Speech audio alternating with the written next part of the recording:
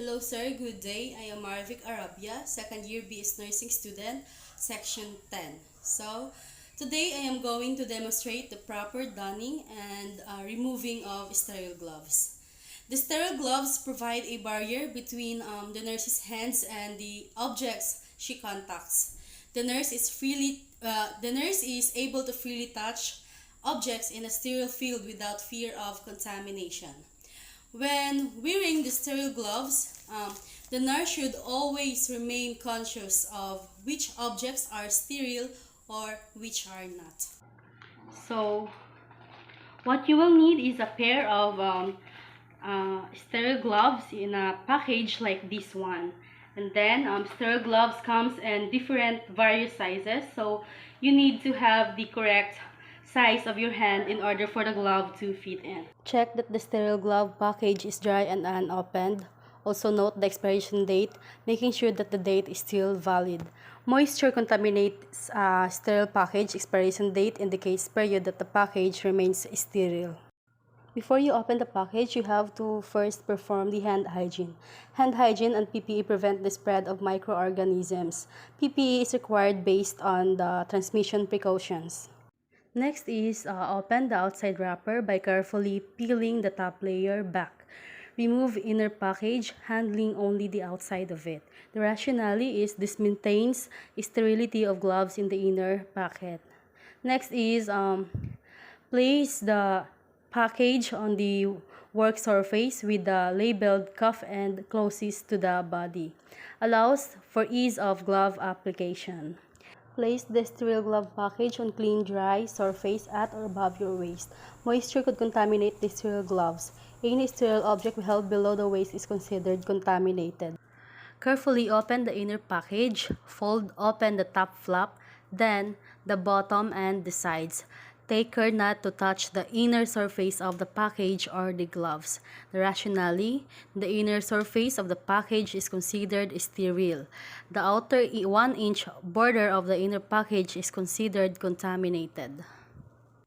Next is to glove your dominant hand first. So my dominant hand is my right hand. So I will glove it first. With thumb and 2 forefingers of my non-dominant hand, touch only the glove's inner surface. So I will touch first the dominant hand glove with my non-dominant hand. The rationale for this is unsterile hand touches only inside of glove, outside remains sterile. Keeping the hands above the waistline, lift and hold the glove up and off the inner package with fingers down. Be careful it does not touch any unsterile object. The rationale is glove is contaminated if it touches any unsterile objects.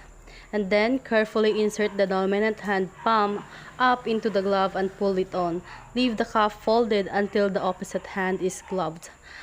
Rationale is attempting to turn the upward with unsterile hand may result in contamination of the sterile glove.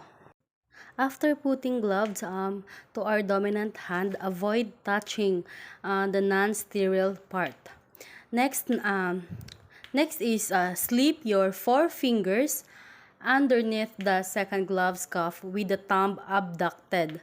So this one, like this. Slip your 4 fingers inside and your thumb abducted.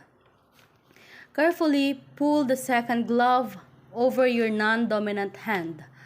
Do not allow fingers and thumb of glove dominant hand to touch any part of exposed dominant hand. Rationale, glove is contaminated if it touches any sterile objects.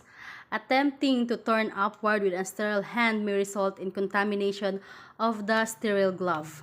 Thumb is less likely to become contaminated if held outward. Sterile surface touching sterile surface prevents contamination.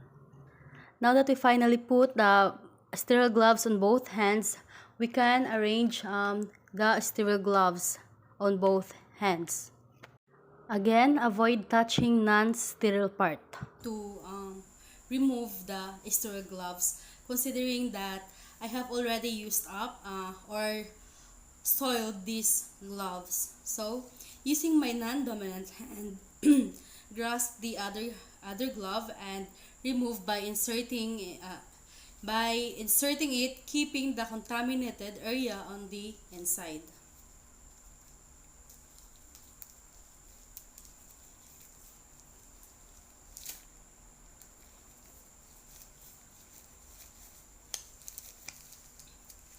Now that we have already removed the gloves in our non-dominant hand, next is what I am going to do is grasp the cuff and